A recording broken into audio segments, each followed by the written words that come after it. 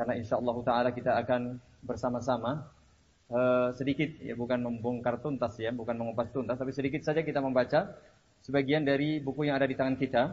Tidak tahu ini para hadirin atau hadirat ada enggak memegang bukunya? Karena ditulis di sini bukunya best seller kali, mungkin sudah tidak ada di peredaran saking larisnya.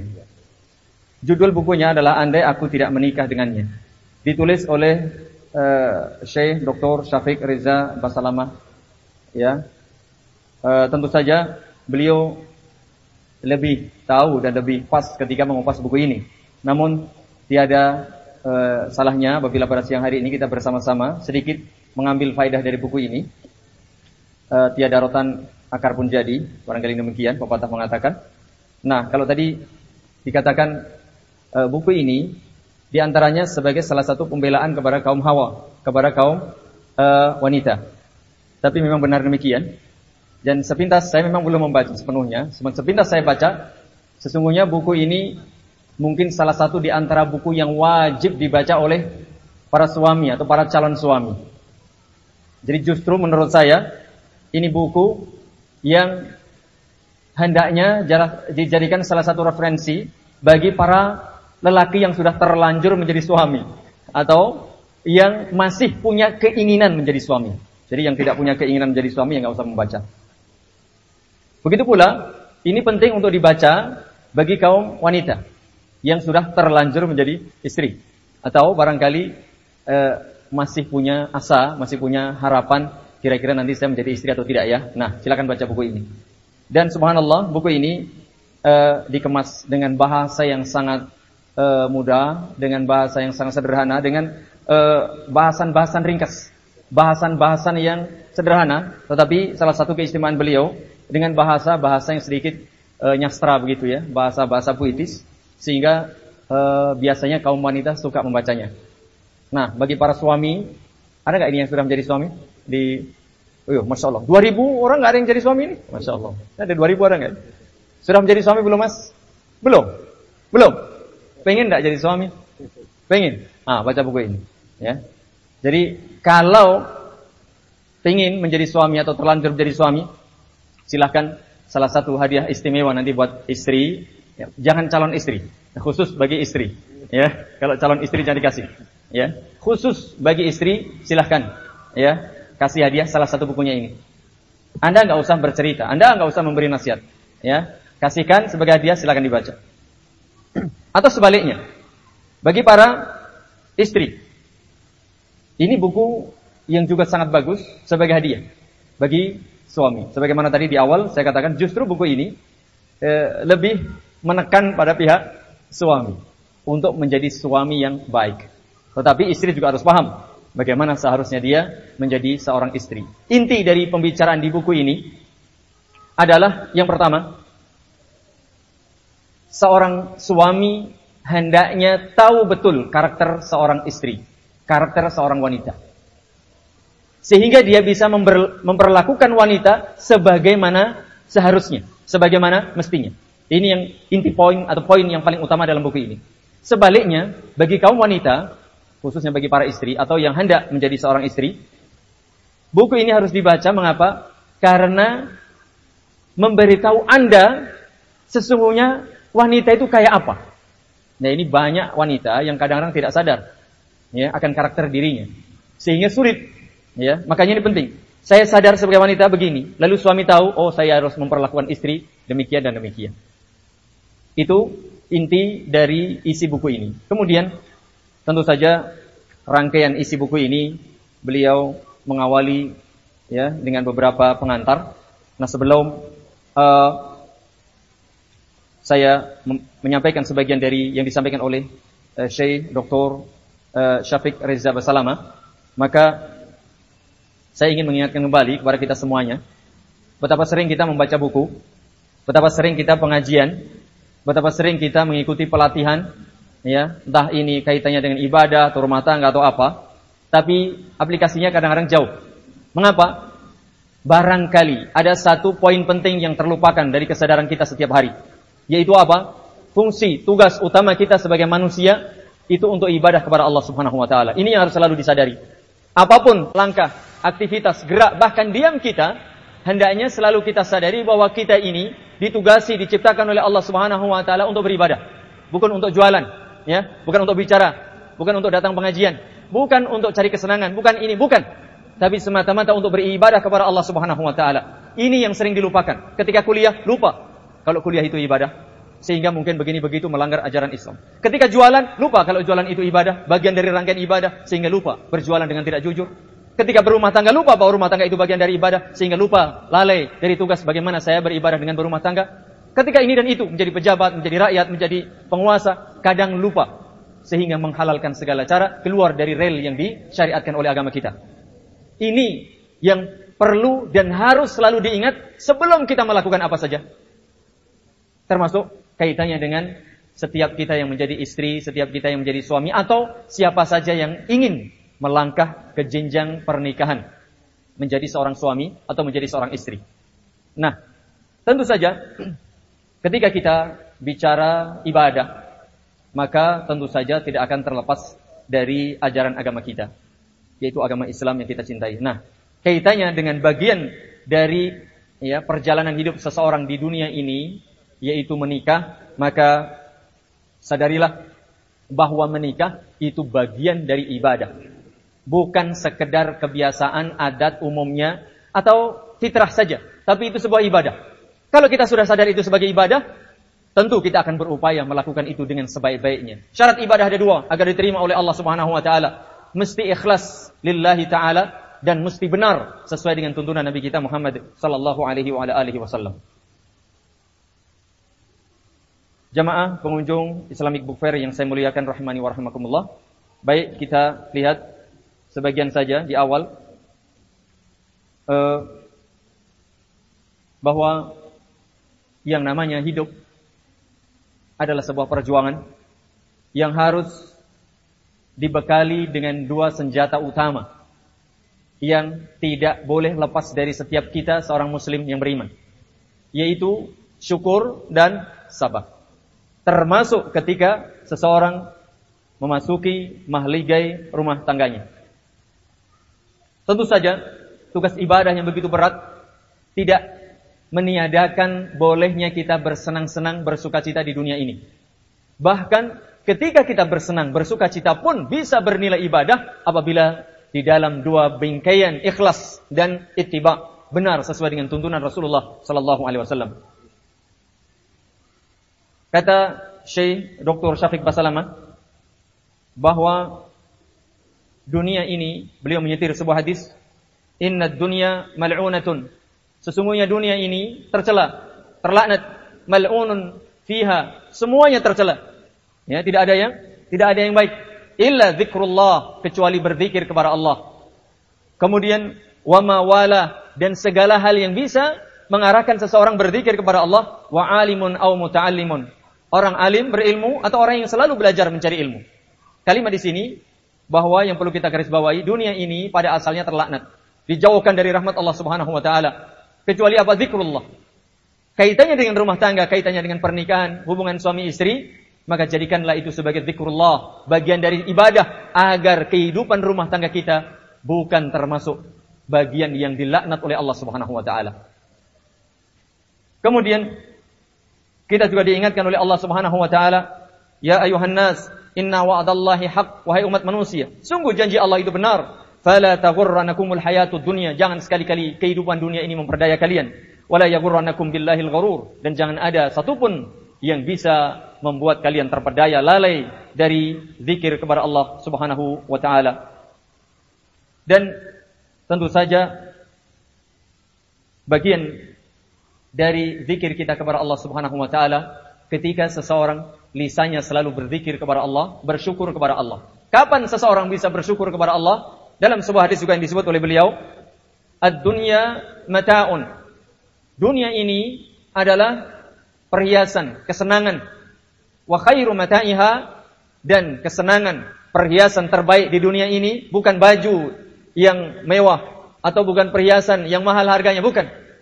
Tetapi al-mar'atus salihah, istri yang salihah.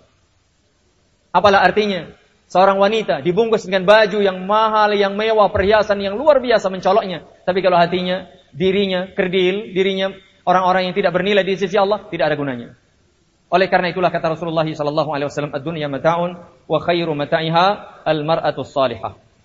Dunia ini adalah perhiasan dan sebaik-baik perhiasan adalah wanita yang saleh. Lalu Rasul juga pernah bersabda,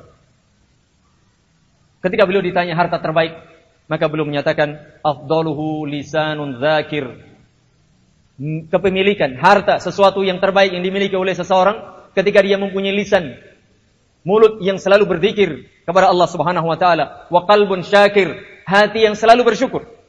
Kemudian wazawjatun mu'minatun tu'inu ala imani, mempunyai istri yang beriman, istri yang salihah yang senantiasa membantu dirinya senantiasa beriman kepada Allah Subhanahu wa taala. Alangkah indahnya dunia bila dirinya mempunyai dua bekal, bersyukur kepada Allah karena diberi seorang istri yang salihah. Kalau seorang wanita diberi suami yang saleh, subhanallah. Di dunia ini ya, tiada yang bisa lebih membuat seseorang bersyukur kepada Allah kecuali dua insan yang saling mencintai di dalam bingkaian kasih sayang pernikahan. Disebutkan dalam sebuah hadis riwayat Ibnu Majah, lam yura lil mutahabbaini, tidak pernah ada rasa cinta yang diekspresikan oleh dua orang yang saling mencintai berkasih sayang, mithlun nikah, sebagaimana dua orang yang saling mencintai, mengasihi di dalam ikatan pernikahan. Jadi para jomblo, ya, para bujangers, ya, para, kalau perempuan apa namanya? Jomblo juga.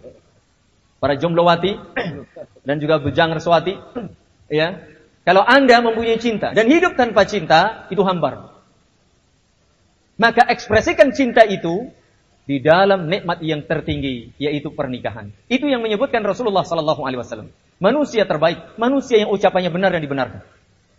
Maka alangkah ruginya bagi para pemuda, bagi para pemudi yang sudah bertahun-tahun bahkan bersendiri, hanya mungkin lewat media sosial, mungkin hanya lewat ini, mengungkapkan cintanya, tidak bisa mendapatkan sesuatu yang tertinggi. Kecuali dia sudah di dalam bingkaian cinta dalam kasih sayang pernikahan. Ini perlu diperhatikan. Berikutnya, nah, kaitannya dengan judul, andai aku tidak menikah dengannya. Selama ini, para pemuda, para pemudi ketika disebut nikah, dak dikduk, sir dikduk, dik sarsur poposur, sudah berkecamuk, tidak ada, enggak jelas dalam benaknya. Tetapi intinya yang dibayangkan itu serba kesenangan. Serba bidadari, senang, ini pokoknya masya Allah, intinya semua senang. Tetapi dari judul ini sudah kita bisa menebaknya, ada ungkapan kekecewaan, andai aku tidak menikah dengannya. Barangkali gambaran di awal begitu menyenangkan, begitu menikah, masya Allah. Dari luar waktu nador, putih, mulus. Ya. Begitu sudah menjadi istrinya, burem begitu misalnya. Bisa jadi, andai aku tidak menikah dengannya. Mungkin yang laki-laki dulu maco, masya Allah. Kelihatan hebat begitu ya. Begitu sudah menikah, kok krempeng, kurus. Andai aku tidak menikah dengannya. Ya. Apalagi banyak utang misalnya. Ya. Dan seterusnya. Nah ini penting untuk diperhatikan. Sebagai bekal, bagi yang belum menikah dan yang sudah menikah. Jangan hanya membayangkan yang enak-enak saja. Ingat tadi, hidup adalah perjuangan. Butuh dua senjata utama yang tidak harus kita miliki. Syukur kalau mendapatkan yang enak, dan sabar kalau tidak mendapatkan yang tidak enak. Ingat, dunia tidak sempurna. Dan nanti disebutkan secara panjang lebar di sini oleh beliau, tidak ada yang sempurna di dunia. Tidak ada yang sempurna. Ketika seseorang siap menikah, dia harus siap justru menerima kekurangan pasangan kita. Kalau tidak siap menerima kekurangan pasangan kita, jangan sekali-kali berani menikah. Ya, jangan menikah, biar kita saja yang menikah ya, jangan. Artinya apa? Jangan coba-coba yang belum berani menikah, yang belum menikah. Jangan coba-coba kalau tidak dipersiapkan. Ya. Artinya apa? Seringkali ini kurang dipertimbangkan. Kurang dipertimbangkan oleh sebagian kaum muda dan pemudi ketika memasuki jenjang pernikahan. Yang dibayangkan hanya yang enak-enak saja. Sementara yang tidak enak tidak dipertimbangkan. Sehingga yang terjadi ini penyesalan. Ya. Begini, ternyata berat, ternyata ini dan seterusnya. Nah, berikutnya juga yang dibahas di sini oleh beliau, beliau juga sebutkan beberapa hal yang sebenarnya tidak perlu dilakukan oleh kita. Sampai jam berapa kita nanti? Waktunya berapa? Masih kalau? Ya. Intinya bahwa banyak nanti problem. Ya, termasuk juga mungkin kebiasaan-kebiasaan, ada istilah bulan madu, ada ini apa, habis bulan madu, habis pula pernikahannya, itu banyak terjadi. Nah, maka disinggung oleh beliau di sini, intinya tidak perlu adanya bulan madu, yang adanya apa? Ya pernikahan madu terus selamanya. Ini yang perlu diperhatikan. Kalau bulan madu, sebulan jadi madu. Ya. Bulan kedua, ketiga jadi apa? Jadi empedu, pahit, pecah, kemudian bahtera habis, hanyut, dan seterusnya. Maka jangan sampai terjadi. Jangan sampai ketika sudah menikah, hanya ada kekurangan ini dan itu, kemudian menyesal. Kemudian sebentar-sebentar terucap kata cerai. Atau terucap pulangkan aku ke rumah orang tuaku. Nah ini yang sesungguhnya ingin dibahas oleh beliau, bahwa rumah tangga itu penuh dengan berbagai problema. Hanya pribadi-pribadi yang tegar, yang mempunyai dua senjata, syukur dan sabar, yang mempunyai niat yang ikhlas tulus dalam menikah, yang dibimbing oleh rel tuntunan Rasulullah SAW saja, yang akan bisa selamat mengarungi bahtera lautan yang begitu banyak ombak, angin, topan dan seterusnya sampai di pelabuhan. Kalau tidak, jangan coba-coba. Jangan coba-coba. Ya, ini intinya demikian. Kemudian juga secara khusus di sini memang sesungguhnya ingin membongkar kepribadian, ingin membongkar watak asli kaum wanita yang memang serba serba lemah. Ya, ada sisi tertentu, tapi sisi yang lain banyak yang lemah. Sehingga butuh namanya suami. Ar-rijalu qawwamuna 'alan nisa. Butuh pemimpin, butuh nahkoda. Ini yang harus disadari oleh setiap perempuan. Sehebat apapun Anda, sepandai apapun Anda, sekaya apapun Anda, setinggi apapun karir, derajat, pangkat, jabatan Anda tetap butuh yang namanya suami. Ini yang harus disadari. Ya, tidak ada kemudian ingin karir, kemudian dia tidak mau menikah, kemudian dia ingin mandiri, tidak bisa. Ya, dia mesti butuh yang namanya seorang pemimpin, dan hal ini adalah suami. Itu yang harus dia sadari. Ya. Tentu bagi seorang suami atau calon suami, sadarilah bahwa istri Anda itu adalah mempunyai sifat dasar bengkok. Diciptakan dari tulang rusuk, dan tulang rusuk yang paling atas paling bengkok. Kalau dipaksa harus diluruskan, pasti patah. Tapi kalau dibiarkan, tetap bengkok. Tidak akan bisa lurus. Maka kata Rasulullah, wastausu bin nisa'i khaira, perlakukan kaum wanita dengan baik-baik. Oleh karena itulah para calon suami atau para suami, perhatikan di sini. Sesungguhnya buku ini sangat penting atau sangat perlu dibaca bagi yang sudah terlanjur menjadi suami, agar dia bisa membimbing istrinya dengan sebaik-baiknya, memperlakukan istrinya dengan sebaik-baiknya. Begitu pula yang hendak menjadi seorang suami. Di antaranya adalah Rasulullah SAW bersabda, sehebat apapun tadi istri kita pasti mempunyai kekurangan. Sebaliknya pun suami. Maka terkhusus bagi sang suami, Rasulullah SAW memberikan nasihat. La yafraq mu'minun mu'minatan. Jangan sekali-kali seorang suami yang beriman menjelekkan, mencela, merendahkan, memaki istrinya yang beriman. Jangan sekali-kali. In kariha minha khuluqan, jika mendapati akhlaknya yang kurang menyenangkan, radhiya minha akhar, dia pasti mendapati sesuatu kelebihan yang lain yang ia sukai. Ini menunjukkan manusia itu tidak sempurna. Mungkin dia cantik wajahnya, ya, tetapi dia mungkin kurang pandai. Mungkin dia kaya, tapi mungkin dia badannya kurang menarik. Mungkin ini, mungkin itu dan seterusnya. Mungkin badannya bagus, tapi mulutnya yang cerewet, atau sebaliknya dan seterusnya. Intinya, jangan mencela, memaki, menjelekkan seorang istri. Itulah istri Anda. Kalau Anda tidak menyukai sesuatu, pasti akan menyukai yang lain. Subhanallah. Kalau ini dicamkan, fa insyaallah ta'ala rumah tangga akan abadi. Tapi sekali saja ini dilupakan, sebentar-sebentar pasti kita akan mendapatkan kekurangan. Pertemuan pertama semuanya serba nilainya 100. Sebulan berikutnya tinggal 80. Ternyata banyak kekurangan. 2 bulan tinggal 70. Ya. Kalau sudah tahu 3 bulan, sudah tinggal 50 itu. Ya. Tinggal kita bersabar atau tidak. Kalau tidak bersabar, ya sudah. Habis. Kita sudah tahu jeroannya bahasa kita. Karakternya sudah ketahuan. Tapi sudah begitulah, bismillah. Toh ganti istri, ganti suami juga sama nanti seperti itu. Ya. Saya nggak cocok dengan suami cerai. Cari yang lain. Oh, sepintas bagus. Oh, suami saya dulu galak. Oh ya, sekarangnya lemah lembut. Mungkin sepintas lemah lembut dia.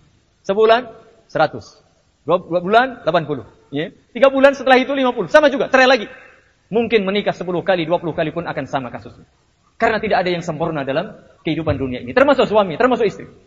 Bukan berarti kemudian kita mengalah, menyerah, tidak. Tapi kita hendaknya berupaya mencari solusi yang terbaik. Bukankah kesabaran itu bagian dari ibadah?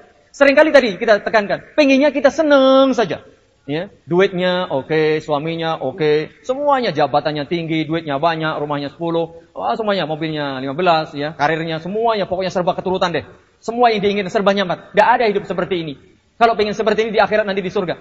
Dan surga itu bisa kita raih dengan perjuangan seperti ini. Kita bersabar. Bersabar ngurusi suami yang tidak baik. Bersabar ngurusi istri yang tidak baik. Kesabaran itu akan membuahkan kesuksesan kelak di surga. Innama yuwaffas sabiruna ajrahum bighairi hisab. Sungguh hanya orang-orang yang bersabar akan mendapatkan pahala tanpa hisab. Jadi kalau kita ingin meraih kebahagiaan, beribadahlah kita, raihlah itu dengan sabar. Seringkali kita ini, pengennya kita langsung menikmati saat ini, tidak bisa.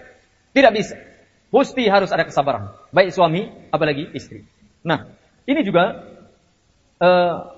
di antara yang beliau di sini ada beberapa, beliau memang dengan bahasa-bahasa yang puitis, bahasa-bahasa yang romantis, bahasa-bahasa yang membuat biasanya perempuan itu melayang-layang. Silakan nanti dibaca di sini. Di antara yang beliau sampaikan juga bahwa ketika tadi pernikahan di awal biasanya serba menyenangkan. Setelah 3 bulan, mungkin nanti sudah punya anak, ya, apalagi anak sudah ini mulai biasalah, namanya juga mungkin keharmonisan, sedikit terganggu kehadiran anak. Mungkin suami karirnya semakin tinggi, sibuk dia, jabatannya ini, biasanya lebih sibuk, waktunya habis di luar, habis untuk pekerjaan, mungkin untuk umat ini, biasa. Mulai ya kadang-kadang perhatian kurang, sama-sama sesungguhnya. Tapi begitulah hidup. Tidak mungkin setiap hari kita bersenang-senang terus, setiap hari nggak mungkin. Ya, ada waktu-waktu. Makanya ketika perjalanan ya, rumah tangga sudah mulai mungkin setahun, 2 tahun sekian, biasalah. Ya, itu kadang-kadang ada rasa mungkin kebosanan, rasa ini. Siramilah itu dengan benih-benih cinta. Siramilah, pupuklah ya, dengan sebaik-baiknya. Bukan bicara kuantitas, tapi bicara kualitas. Istri sudah menjadi ibu, sibuk dengan anaknya, mungkin dengan ini rumah tangganya dan seterusnya. Suami mungkin karena tanggung jawab anaknya sudah ada, ini kebutuhannya, dia harus banyak mencari nafkah, sibuk dengan karir jabatannya. Seorang istri harus paham, bisa memahami ini, sehingga pertemuan dengan suami sudah mulai jarang. Tetapi meskipun jarang, hendaknya kualitas ditingkatkan. Ini bagian dari penting, maka beliau juga di sini ada bab menyirami bunga yang layu. Beliau memberikan trik-trik bagaimana rumah tangga itu ketika sudah berjalan agak lama, biasalah, ya, itu wajar, manusiawi. Ya, tetapi bagaimana cinta itu tetap bertahan, tetap terus berkembang, ya, tumbuh, tidak mati. Dan di antaranya beliau memberikan beberapa hal, di antaranya ucapkan kata-kata yang indah, kemudian mengkhususkan waktu, kemudian mendengar. Nanti semuanya disebutkan oleh beliau kisah-kisah rumah tangga Rasulullah sallallahu alaihi wasallam. Kemudian juga jangan suka membanding-bandingkan. Ini penyakit sangat berbahaya, hirs, baik laki-laki maupun perempuan. Ya, jangan sekali-kali membandingkan dengan orang lain. Tidak bisa, karena tidak ada satupun orang yang sama di dunia ini. Tidak. Makanya tidak boleh membandingkan. Oh, si itu istrinya, oh hebat banget. Oh, itu suaminya, Masya Allah suka membantu istrinya, begini-begini. Jangan ngomong di depan suami seperti itu. Begitu pula sang suami, ini sang istrinya begini-begini. Tidak bisa. Masing-masing ya, mempunyai kelebihan dan kekurangannya. Kemudian, bahwa di sela-sela kesibukan, baik istri maupun suami pun butuh hiburan. Ya. Kemudian juga di sini ada perlunya rekreasi bersama. Ya. Rekreasinya ya tempat-tempat yang benar. Mungkin rekreasi ke Islamic Book Fair. Seperti ini bagian dari rekreasi. Ya, untuk mengurangi kepenatan pikiran kita. Kemudian sang suami juga jangan segan untuk membantu ya, istrinya di rumah. Ketika Rasulullah ditanya, apa sih yang dilakukan Rasulullah kalau beliau tidak sibuk dengan pekerjaannya? Kana fi mihnati ahli. Beliau biasa membantu istrinya. Dan Rasulullah itu orang yang mandiri. Apa-apa sendiri dilakukan. Ya, mungkin memperbaiki bajunya, ini dilakukan sendiri. Ya, tetapi bukan berarti sang istri, alhamdulillah suami saya mandiri, tidak begitu. Nah, begitu lihat suaminya nyetrika sendiri ini, langsung, Mas atau Bi, saya ambil. Jangan biarkan enak-enak. Nah, asik dengan gadgetnya. Ini istri yang dikasih hati, ngambil ya, rempolo bukan rempolo saja, cekernya juga diambil, ya kepalanya diambil, seliwinya diambil ini. Istri yang tidak pengertian. Ya. Ini suaminya sudah baik tapi istrinya tidak baik. Subhanallah, ya, karena seperti itu. Ya, kalau ada suami yang membantu istri, jadilah istri yang pengertian. Bahkan sekali bagi seorang istri, la yanzurullahu imra'atan la tashkuru li zawjiha wa hiya la tastaghni an. Allah tidak akan melihat seorang wanita, siapapun dia, yang tidak mau berterima kasih kepada sang suami, padahal dia butuh suaminya. Butuh dia, sehebat apapun perempuan, dia butuh suami. Statusnya sebagai seorang istri. Coba kalau seorang perempuan sendirian, umur 60 tahun, gadis. Ya, gimana ini gadis 60 tahun? Ya, atau dia janda. Ya, meskipun tidak mengapa menjadi janda, tapi status janda itu berat di masyarakat. Butuh dia. Meskipun dia mungkin kaya, mungkin bisa, ini semuanya bisa. Tapi status janda itu berat. Makanya dia butuh status suami. Apapun kedudukan Anda, seorang wanita butuh bimbingan sang suami. Apalagi dia butuh ya bantuan suami ini dan itu. Maka bersyukurlah kepada Allah, lalu bersyukur kepada sang suami. Kemudian adanya romantis di mana saja. Ya, di sini sebutkan beliau di meja makan, di kendaraan, ya di mana-mana, apalagi di kamar tidur, ya romantis, ya seperti ini. Begitu pula beliau memberikan contoh bagaimana Rasulullah mempraktikkan ya kemesraan dengan sang istri. Ketika misalnya istri Aisyah radhiyallahu anha pernah minum ya, minuman, lalu Nabi sallallahu alaihi wasallam mengambil minuman itu, ya. Mana minuman, misalnya ada gelas di situ ya. Ada gelas diminum oleh Aisyah dari sisi di sini. Nabi, ya, tidak mengambil minum dari sebelah sini, tidak. Beliau mengambil, ya, coba di sini saya mau minum dari bekas apa? Bekas tempat bibir Aisyah radhiyallahu anha. Ini apa? Ini salah satu bentuk kemesraan beliau. Ya. Jangan sampai kemudian istri dikatakan suami, bau busuk. Jangan begitu. Ini Aisyah, ya, bekas mulutnya diambil oleh Rasulullah sallallahu alaihi wasallam. Meskipun memang busuk betulan, tapi penting seperti itu. Ya, istri saya busuk, ya meskipun busuk, tetapi ini istri Anda, ya, suami Anda, ya. Ya, walaupun bagaimana itu ya sudah menjadi bagian. Bahkan diibaratkan dalam Al-Qur'an ada libasun. Ya, libasun apa? Pakaian. Ya, saling memberikan kehangatan, saling memberikan perlindungan. Ini penting untuk diperhatikan, ya, hal-hal seperti ini. Kemudian juga ungkapkan cinta. Satu hadis disebutkan oleh Rasulullah sallallahu alaihi wasallam, "Idza ahabba ar-rajulu akhah," jika seseorang mencintai saudaranya, falyukhbir annahu yuhibbu. Hendaknya ia ungkapkan, hendaknya dia ekspresikan, dia sampaikan kalau dia mencintainya. Dan tadi sebagaimana dalam hadis, ungkapan cinta ini akan sangat-sangat bisa dinikmati sampai puncaknya ketika seseorang diikat dalam, ya, tali yang kuat, yaitu ikatan pernikahan. Ya, jangan kalau begitu nanti selesai ini saya ungkapkan kepada, enggak, jangan, nanti. Ya, ungkapkan ketika Anda sudah menikah. Ya, ini bagian dari ungkapan cinta. Begitu pula untuk menjaga agar rumah tangga itu tetap eksis, tetap abadi, tetap langgeng, saling memberi hadiah. Dalam hadis juga disebutkan tahabu, saling memberi hadiahlah di antara kalian, niscaya kalian saling mencintai. Seorang istri memberi hadiah suaminya, seorang suami memberi hadiah istrinya. Ya, ini penting untuk diperhatikan. Kalau orang lain saja diberi hadiah, mengapa istri tidak? Mengapa suami tidak? Ya, ini penting untuk diperhatikan. Dan ini rumus. Ingat, resep Rasulullah pasti manjur, pasti baik, pasti benar. Ya, jadi jangan cari yang lain. Carilah rumus Rasulullah sallallahu alaihi wasallam. Kemudian tadi juga pandai-pandai berterima kasih. Terlebih bagi seorang istri, berterima kasih kepada suami. Ya, suami juga berterima kasih pada istrinya ketika diberi ini dan itu. Perhatikan sabda Rasulullah sallallahu alaihi wasallam, "La yashkurullah man la yashkurun nas."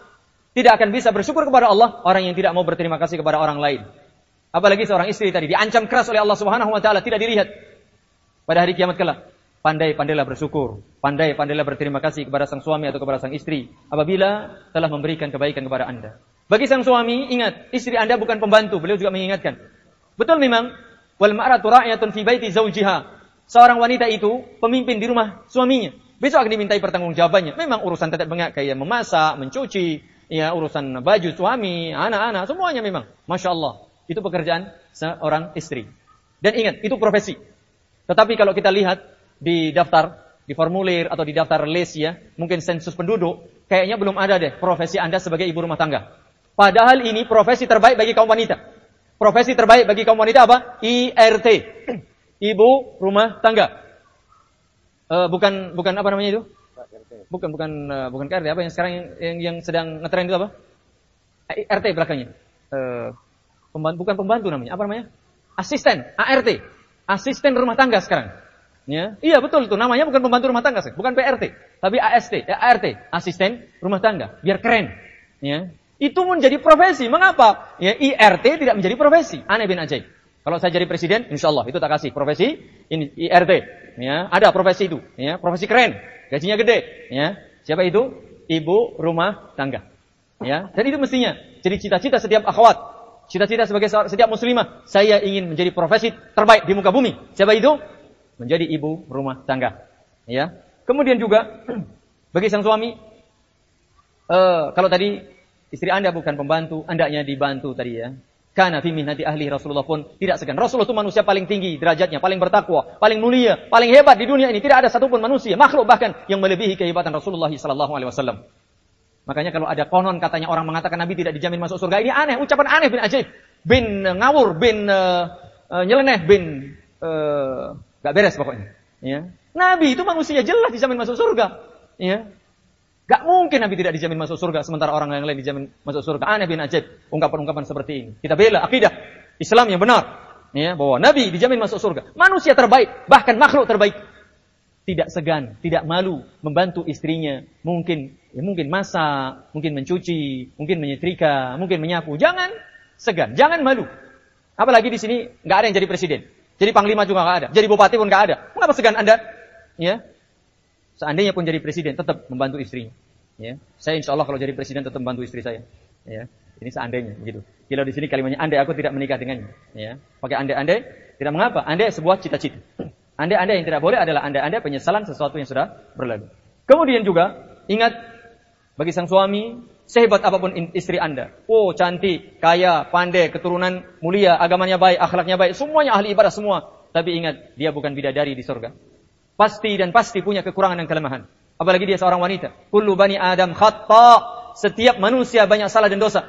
Wa khairul khata'ina tawwabun. Dan sebaik-baik orang yang banyak dosa dan salah, yang banyak bertaubat. Sehingga jangan memaksa istri Anda ya berpenampilan bagaikan bidadari. Tadi makanya la yafraq mu'minun mu'minatan in kariha minha khuluqan radiya minha akhar. Jangan sekali-kali seorang suami menjelekkan, memaki istrinya. Jangan sekali-kali, tidak boleh. Kalau dia mendapati kekurangan pada istrinya, dia pasti mendapati kelebihan pada istrinya. Subhanallah. Rumus resep Rasulullah sallallahu alaihi wasallam yang hendaknya dimengerti oleh setiap suami dan calon-calon suami, sehingga nanti tidak akan ada muncul lagi kata-kata andai aku tidak menikah dengannya. Ini adalah ungkapan penyesalan. Tetapi apapun istri kita, apapun suami kita, ya, kita bersyukur kalau itu baik dan kita bersabar kalau itu kurang. Karena kesabaran kita itu bagian dari ibadah kita. Bagian dari ibadah kita. Dan ingat, di balik kesabaran itu, innan nasra ma'as sabri. Pertolongan Allah itu akan diberikan kalau kita bersabar. Kemudian juga di sini ada seorang suami juga hendaknya suka memaafkan istri. Bahkan kalau istri salah 10 kali jangan dihukum 10 kali. Ya, maafkan semuanya. Baru kalau 11 kali dihukum sekali. Ya. Seorang suami itu kalau orang Jawa bilang harus panjang ususnya, harus lapang dadanya. Kalau suami itu sebentar-sebentar gini, sebentar-sebentar gitu, apa bedanya dengan perempuan? Ya, tidak layak Anda menjadi suami kalau tidak sabar. Iya, tidak layak. Mendingan Anda jadi istri saja. Ya, betul. Ya, kalau Anda tidak penyabar, seorang suami yang tidak sabar, maka tidak layak Anda menjadi suami.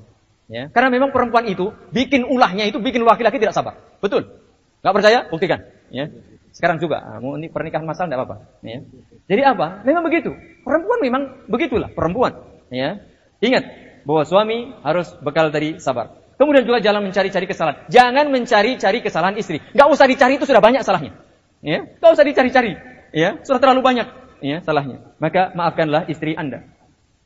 Kemudian juga di sini beliau sekali lagi di buku ini beliau mengungkapkan dengan bahasa-bahasa yang puitis, bahasa-bahasa yang romantis dan dengan pembahasan yang ringkas tetapi mengena. Di antaranya kecup istri Anda sebelum Anda meninggalkannya di rumah. Atau gandeng tangannya ketika Anda di luar. Jangan sampai jalan kemudian istri di belakang, suami di depan. Malu katanya. Iya, wong istri saya lebih tinggi daripada saya pendek. Ngapain malu? Ya, salah sendiri ambil istri yang tinggi. Ya, begitu pula istri juga jangan malu, suaminya pendek. Enggak usah malu. Ya. Ini penting untuk diperhatikan. Jadi kriteria itu bukan masalah fisik semata, tetapi hatinya yang perlu diperhatikan. Nah, kemudian di awal tadi saya katakan sesungguhnya buku ini ya, menurut saya ini lebih ya menekan kepada sang suami untuk betul-betul menjadi suami terbaik. Maka di akhir buku ini kalimat beliau, jadilah insan terbaik. Bagi siapa ini? Laki-laki. Ya. Khairukum li ahli.